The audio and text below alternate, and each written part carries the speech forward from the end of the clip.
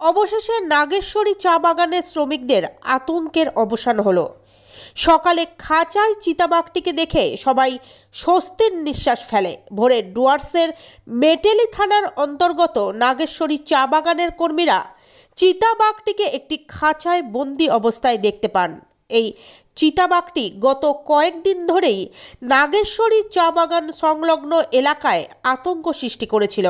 অবশেষে বৃহস্পতিবার সকালে বাগানের 12 এবং 13 নম্বর সেকশনের মধ্যে একটি খাঁচায় এই পূর্ণবয়স্ক চিতাবাঘটি আটকা পড়ে। খবর পেয়ে ঘটনাস্থলে পৌঁছন বন দপ্তরের কর্মীরা।